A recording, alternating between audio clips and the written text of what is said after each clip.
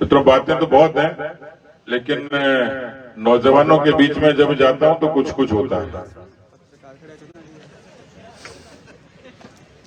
ये कई कुंवारे मुस्कुरा रहे हैं, हंस रहे हैं, क्योंकि मैं वो भरतपुर में कॉलेज में गया। मैंने उनको पूछा कि भाई क्या बात कहूं जिससे आप राजी हो। बोले आप ही समझ जाओ। तो किसी मस्करे ने कह दिया कि साहब इसकी जो छात्र संघ वाला है इसकी शादी नहीं हुई, कोई इसका जुगाड़ कराओ। मैंने कहा भाई अभी 6-8 महीने तो अशोक गहलोत की सरकार है, जब तक तो मुश्किल है। मुश्किल यूं है कि एक लड़के लड़की ने रीट की परीक्षा दी। घर वालों को लगता है ना दोनों घर में बेटा और बहू मास्टर मास्टरनी लग जाएंगे तो थोड़ा घर की स्थिति ठीक हो जाएगी। रीट की परीक्षा में उम्मीद थी कि पास हो जाएंगे।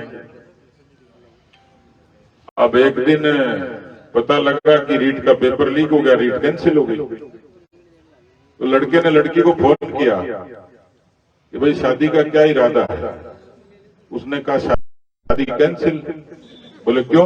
बोले जब तेरी रीट कैंसिल होगी तो शादी का क्या होना है, वो भी कैंसिल ही होगी। तो अशोक गहलोत के राज में ये कैंसिलेशन वाला मामला ज्यादा ही है।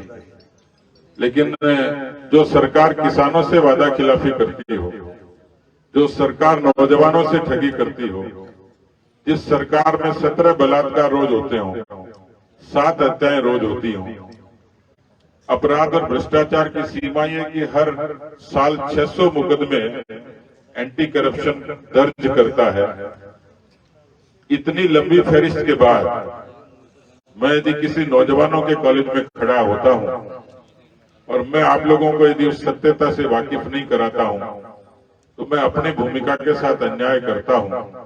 और मुझे पूरा भरोसा है इस बार की आंधी किसान की आंधी होगी, इस बार की आंधी नौजवान की आंधी होगी, इस बार विद्यार्थियों की आंधी होगी, इस बार 36 कौम की आंधी होगी।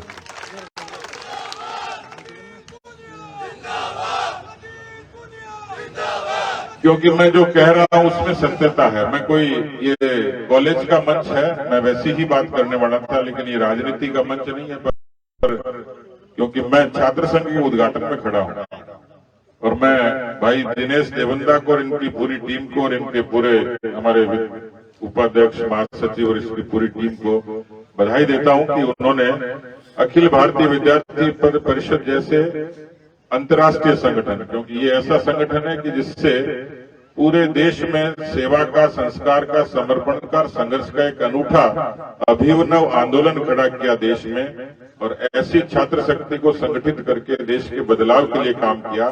यदि विद्यार्थी परिषद के बैनर पर आप जीत कर आते हो तो आपको उस छात्र शक्ति का नेतृत्व करते हुए परिवर्तन की लड़ाई भी आपको लड़नी है। इस उम्मीद के साथ मैंने आप लोगों को कहा है।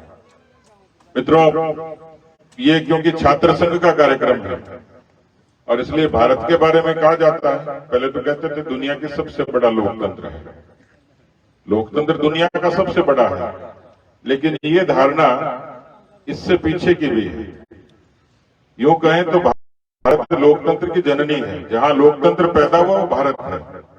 और आप पुरखों से सुनते होंगे किस तरीके से ऐसी व्यवस्था थी देश की कि हमारे गणराज्य उतने ही संपन्न थे, उतने ही संजीदा थे, उतने ही परंपरागत थे, उतने अनुशासित थे।